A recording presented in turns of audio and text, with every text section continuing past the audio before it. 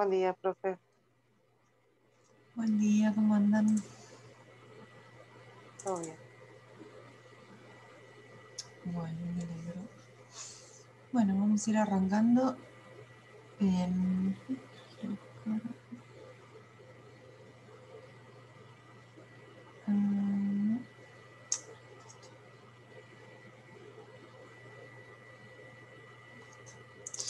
Bueno, estoy con unas complicaciones de salud y no... por eso hice asincrónica la clase del jueves y todavía no tengo los parciales. Espero poder resolverlos ya para la semana que espero. No tengo que resolverlos para la semana que viene, así que bueno, esta semana no van a estar todavía. Y bueno, trataré de poder tener la clase sincrónica como la de hoy también el jueves. Pero bueno, con respecto a la clase del jueves pasado, entonces, ¿cómo fue? ¿Pudieron ver el material? ¿Pudieron leer los textos de la bibliografía?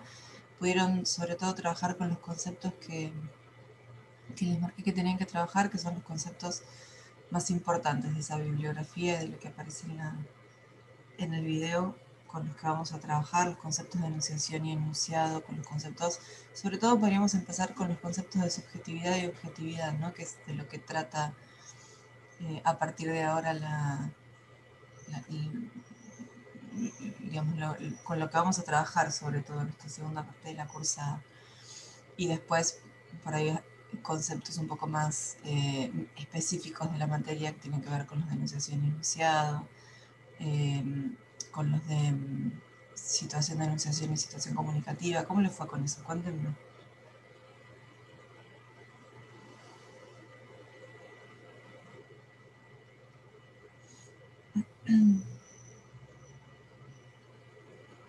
¿Pudieron leer los textos? ¿Les resultaron difíciles, fáciles? ¿Algo que les haya llamado la atención? ¿Algo que quieran comentar?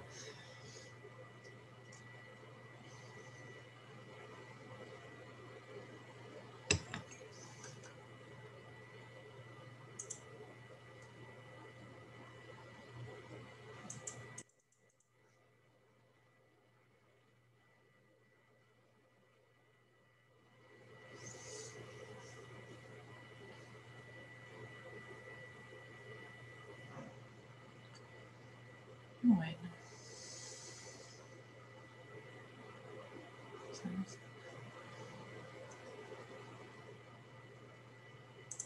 Bueno, entonces, si les parece, bueno, voy a comentar yo algunos de estos, de los aspectos fundamentales de este material y de estos conceptos que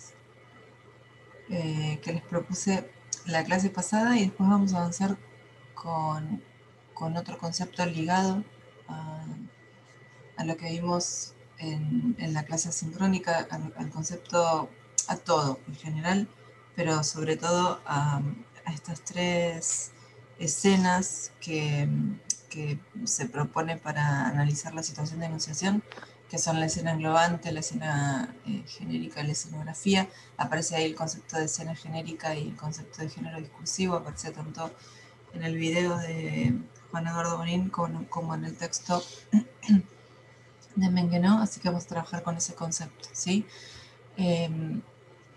Me serviría bastante saber si leyeron los textos, espero que sí, para saber si el silencio absoluto es porque no se entendió, porque se entendió todo, porque no lo leyeron, y entonces me oriento yo para cómo plantear la clase.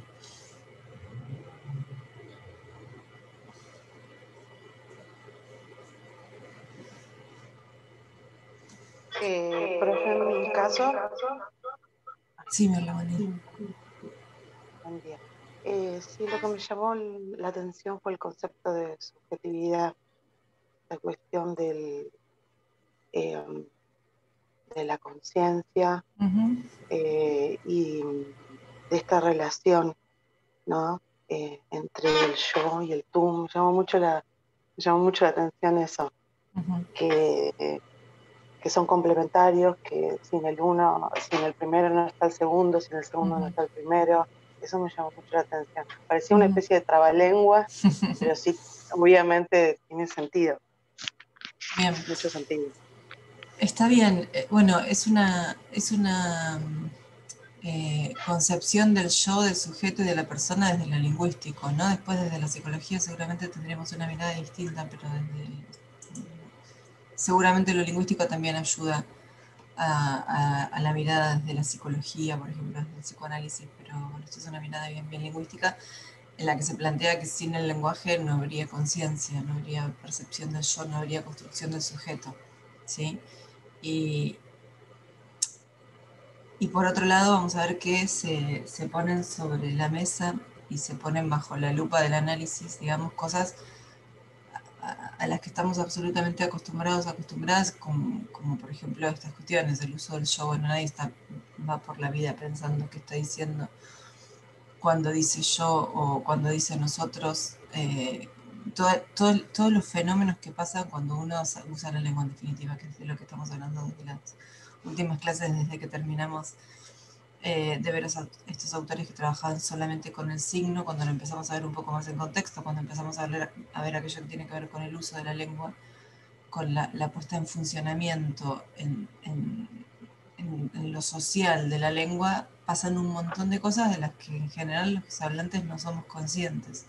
Y lo que van a hacer estos teóricos es poner la lupa ahí y ver, bueno, fíjense todo lo que está pasando, no somos conscientes, hablamos y hablamos sin pensar en esas cosas, pero pasan un montón de cosas y ese montón de cosas que pasan, además, insistimos en esta respuesta a Saussure, ¿no?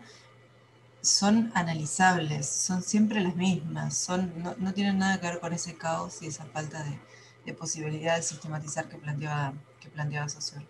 Entonces, bueno, partimos de la idea de subjetividad desde una perspectiva bastante más específica, porque en general uno piensa la subjetividad como asociamos la subjetividad con los sentimientos, ¿no? No sé si ustedes eh, qué idea tienen de lo que significa la subjetividad, ¿no? Pero en general asociamos la subjetividad a la presencia de sentimientos, ¿no? Entonces decimos, bueno, el texto más subjetivo entonces va a ser una poesía de amor, ¿no? Porque asociamos lo subjetivo con el sentimiento. Y desde la perspectiva de estos autores, concretamente Benveniste, ¿sí? Va a proponer un concepto de subjetividad que tiene... ¿De dónde les parece que viene la palabra subjetividad? ¿A qué palabra les suena? ¿De dónde les parece que...? Sujeto.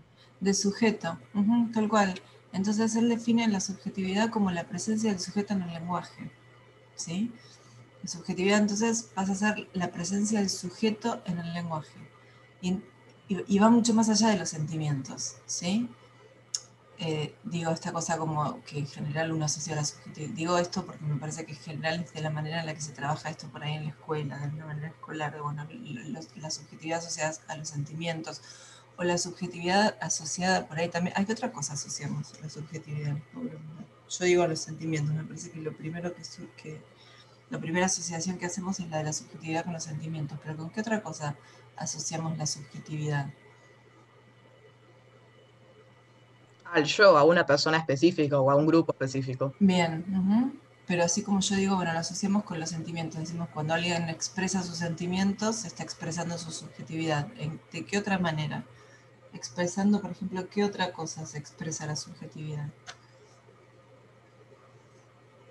Opiniones personales de lo que sea.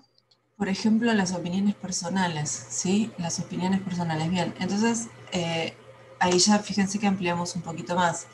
Y después vamos a ver que a donde nos va a llevar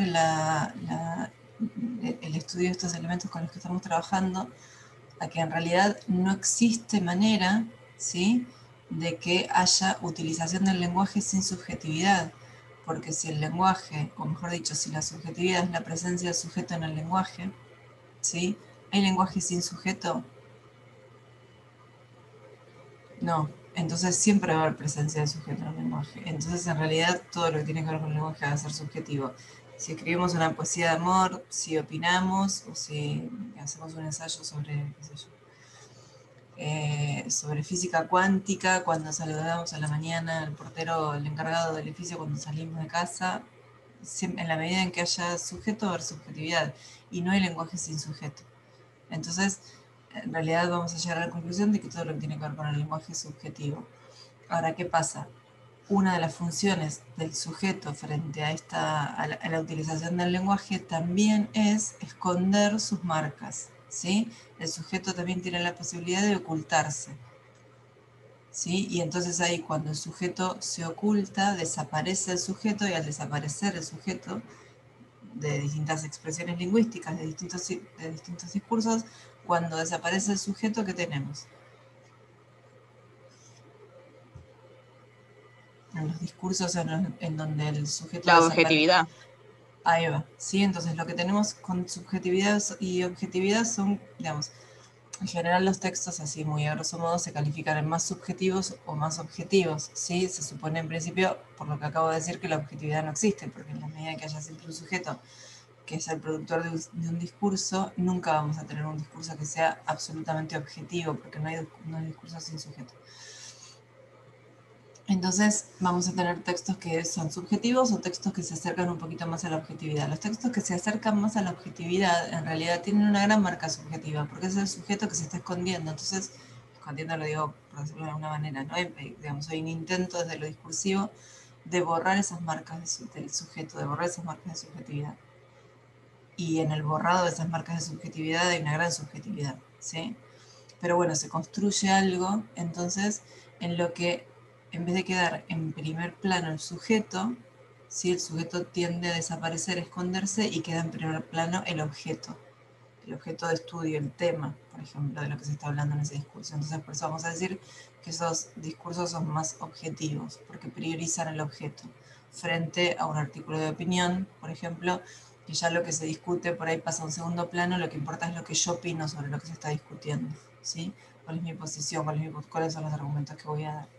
Entonces, las categorías de objetividad y subjetividad van a ser importantes en esta segunda etapa de la materia, primeramente por eso, porque en realidad desde esta perspectiva es, bueno, no existe, no podemos pensar en el sujeto sin lenguaje, no podemos pensar en un lenguaje que no sea subjetivo, porque en realidad el sujeto se constituye a través del lenguaje. De la única manera que el sujeto puede decir yo es a partir del lenguaje.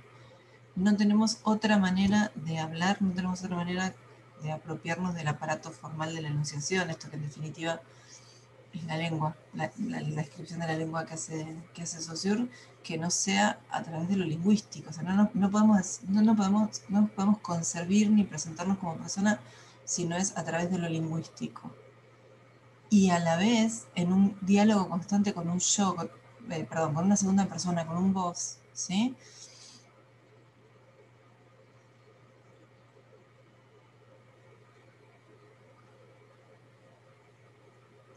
Por eso dice que el lenguaje es el sujeto mismo. ¿Quién y en dónde? No me suena la frase, que el lenguaje es el sujeto mismo, Mirla. El lenguaje es lo que hace que el sujeto se constituya como tal, ahí sí, pero que el lenguaje es el sujeto, no sé. Claro, no, quizás me expresé mal. Es como que o sea, el lenguaje eh, enseña la definición misma del hombre, o sea, del sujeto. Sí. Ahí. Sí, es esto mismo, o sea, que lo constituye como sujeto. Esta cosa de que no se puede decir yo, o sea, la palabra yo, piensen que la palabra yo es una categoría lingüística, ¿sí? O sea, la palabra yo con la que nos expresamos, con la que vamos a manifestar nuestra mirada del mundo, es una categoría lingüística. Tanto, dice Benveniste en uno de los textos, que en realidad no hay lengua en donde no exista la categoría de primera persona. O primera y segunda persona existen en todas las lenguas del mundo conocidas, habidas y en principio por haber. No existe una lengua en donde no exista la categoría de persona, ¿sí? Entonces, uno podría pensar, bueno, entonces este yo por ahí, digamos, es más una categoría lingüística que una categoría, qué sé yo, más de otro tipo de psicológica, por ejemplo, ¿no? De la construcción del yo, de la personalidad, bueno, todo parte de una categoría lingüística. ¿sí? Obviamente que está todo muy mezclado, pero digo, piensen hasta qué punto estamos atravesados por lo lingüístico, que el yo es una categoría lingüística, o sea, la primera persona es una categoría lingüística, y que se construye en diálogo con otra categoría que es la de segunda persona, ¿sí? Después no importa quién rellena esa segunda persona, porque esa segunda persona puedo ser yo misma, porque cuando yo hablo conmigo misma me digo, pero vos otra vez tenés que hacer esto. Sí, me estoy hablando a mí misma, pero en realidad hago ese diálogo entre primera y segunda, ¿sí? Son categorías lingüísticas. La categoría lingüística y la categoría de persona, digamos, es la misma.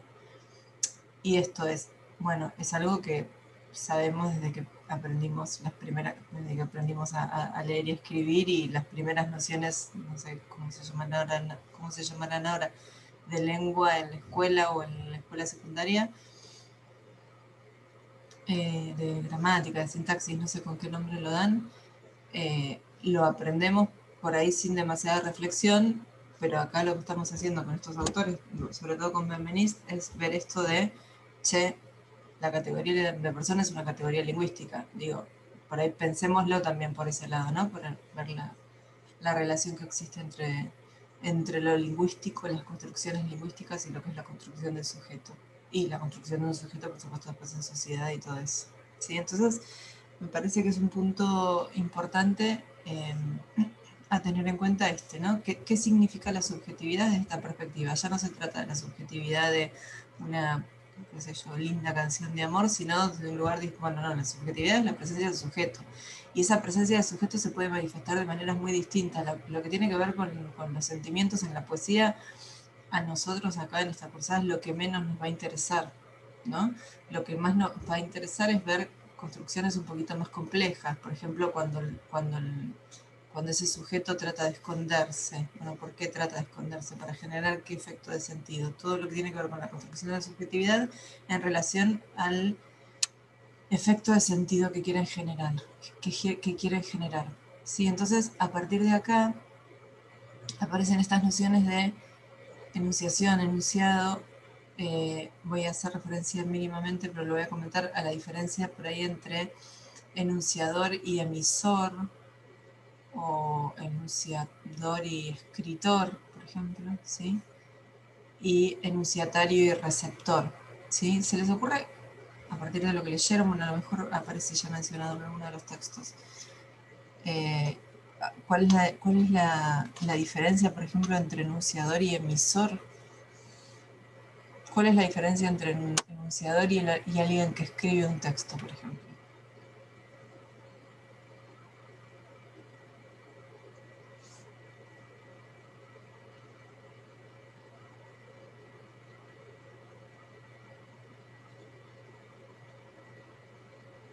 Yo sé que les estoy pidiendo un esfuerzo enorme, ¿no? Que un lunes a las 7:25 de la mañana estemos reflexionando sobre la categoría de enunciador. Es un gran esfuerzo en este contexto, en este año, en noviembre.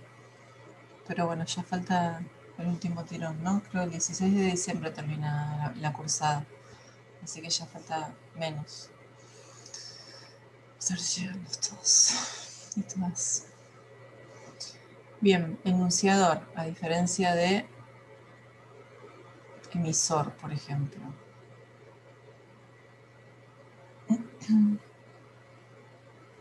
En uno medio o te asegurás o que pareciera que lo querés hacer frente a otra persona, mientras que en el otro simplemente lo estás diciendo. O sea, emisor y receptor significan que sí o sí ese mensaje se dijo y llegó a alguien. O quien sea, mientras que enunciador y enunciatario no es el caso. Pero si no, realmente no tengo idea. No viene por ahí.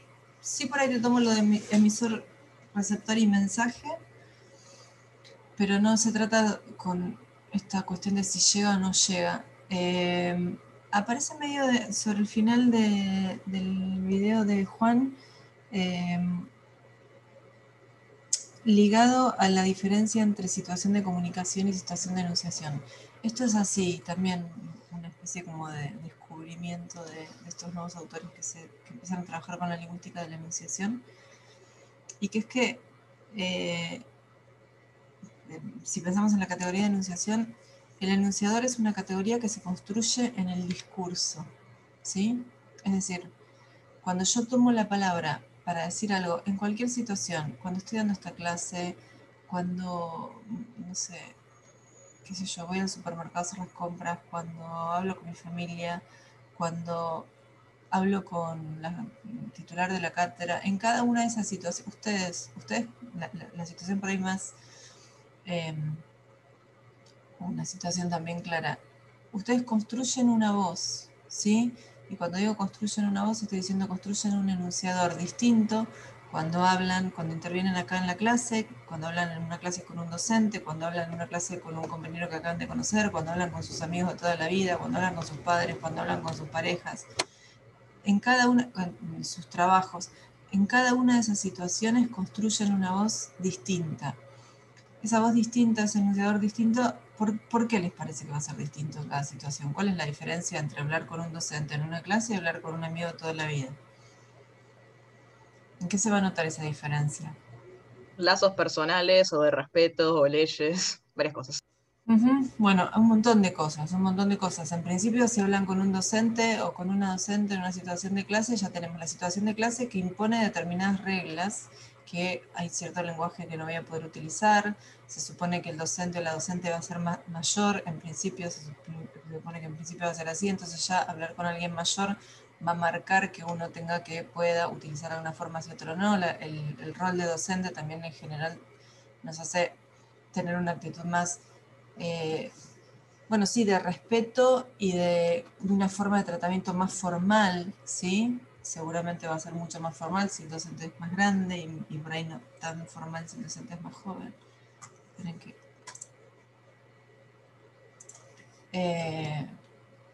la temática va a ser distinta porque conmigo van a hablar de Saussure, de Benveniste, ¿sí?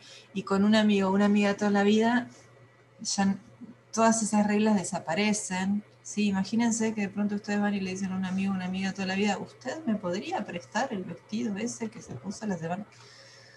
¿Qué pasó? ¿Qué sucedió acá en el medio? No sería tomado como un chiste. Entonces, la construcción del enunciador tiene que ver con eso, ¿sí? O sea, qué carita, qué tonito, qué forma vamos a utilizar cuando queremos, no sé, bueno, ya todos ustedes son un poco más grandes, pero piensan en hace 3, 4 años atrás cuando se podía salir y pedían permiso para salir.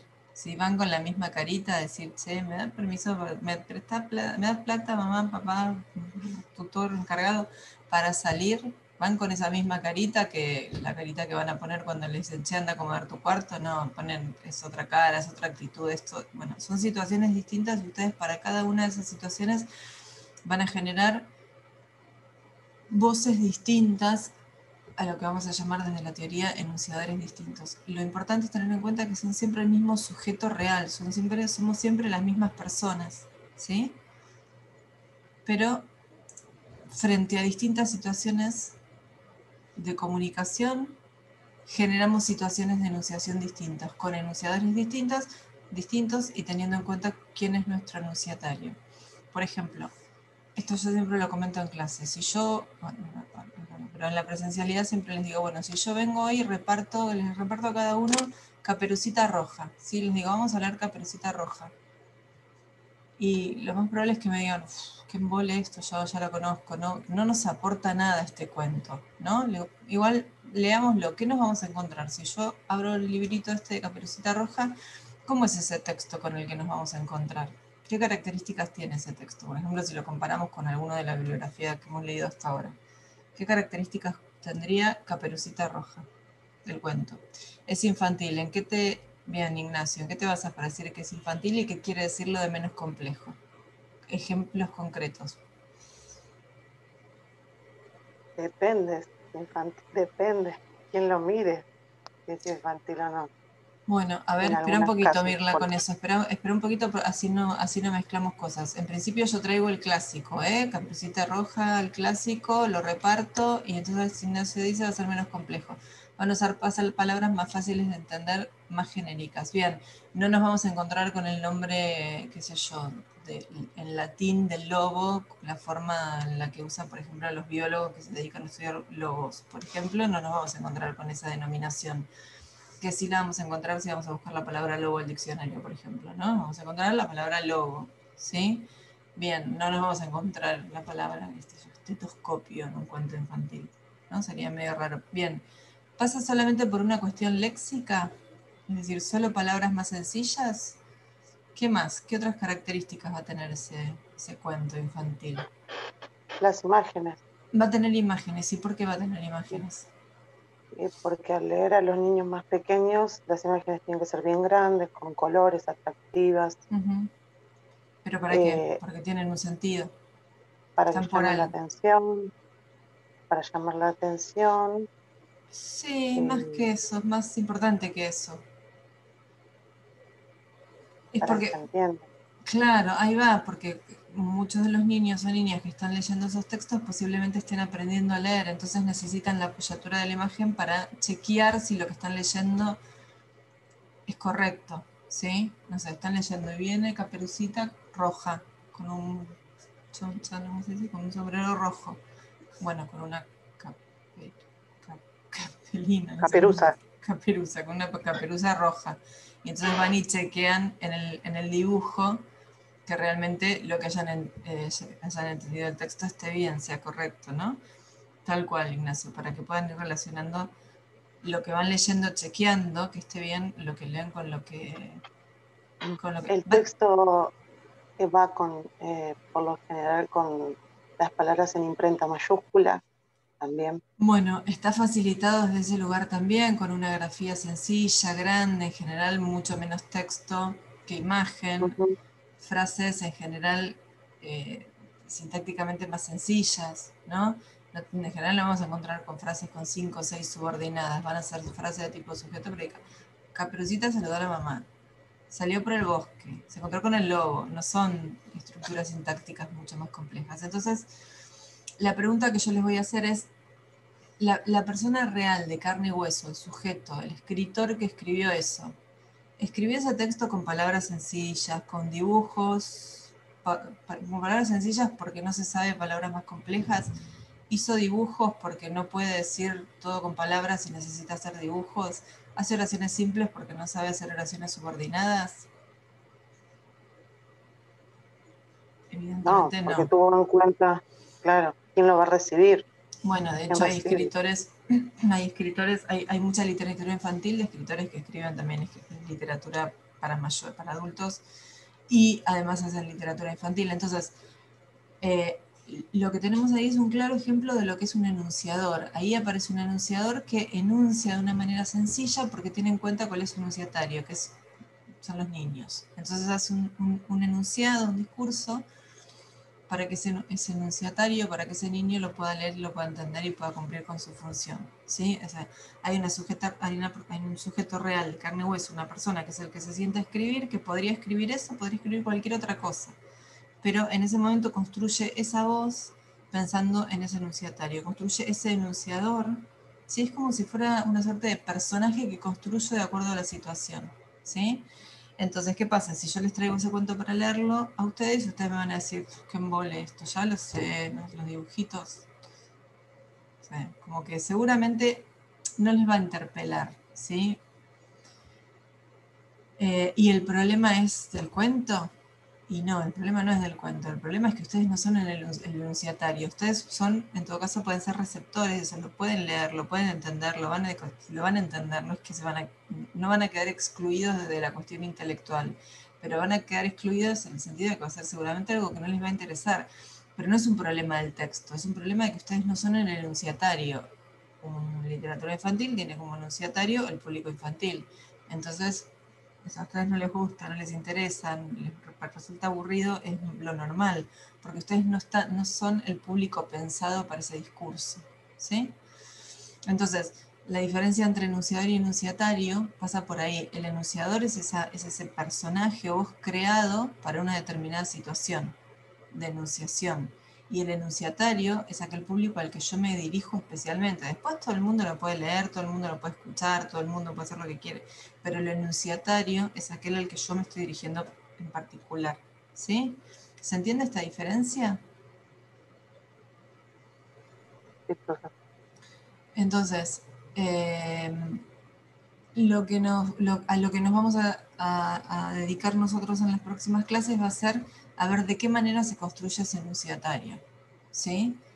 Porque tenemos un montón de herramientas a disposición. Estas herramientas son las herramientas de la lengua, del aparato formal de la lengua. Tenemos todas esas herramientas a disposición y yo de acuerdo a la situación las voy a elegir. De acuerdo a la situación las voy a elegir, lo pongo entre comillas. Entre comillas. En la mayoría, en el día a día, todas estas cosas las hacemos de una manera bastante espontánea. Si yo no estoy pensando cuando voy por la calle y saludo a alguien o voy al almacén y pregunto el precio de algo, no estoy pensando de qué manera hago esa construcción. Sí, por ejemplo, cuando hago un parcial. Cuando hago un parcial tengo que construir un enunciador que además del contenido, porque ya acá no estamos hablando de los contenidos, ¿sí? Estamos hablando de la construcción de un discurso más allá de los contenidos. Y eso también es re importante que lo tengamos en cuenta. Cómo podemos separar los discursos, cómo podemos separar los textos entre lo que es el contenido temático, que puede no interesarnos demasiado, y cómo se construye ese texto para vehiculizar el contenido temático, ¿sí? Entonces, me perdí. Uy, iba a decir algo que se me va. Bueno. Sí, estábamos hablando de la construcción del enunciador de un examen, ¿sí? Independientemente de lo temático, obviamente que uno tiene que saber, ¿no? Para poder dar un examen. Pero además de saber los contenidos, uno se tiene que presentar, tiene que convencer al docente de que sabe, ¿sí? Y eso muchas veces es un trabajo de estrategia discursiva. Muchas veces uno lee un parcial y en contenidos, quizás no está tanto mejor que otro en contenidos, pero el enunciador, ese alumno que se construyó esa voz para hacer ese parcial, se presenta de una manera mucho más segura, ¿sí? Esto después lo vamos a ver en detalle, pero independientemente del contenido, se presenta como un enunciador seguro. Me convence a mí de que sabe, independientemente de lo que sabe, ¿no? Me convence de que sabe. Y eso, imagínense que aporta un montón, por ejemplo, en un examen. Sí, ya sé que se va a cortar. Corto y nos volvemos a conectar.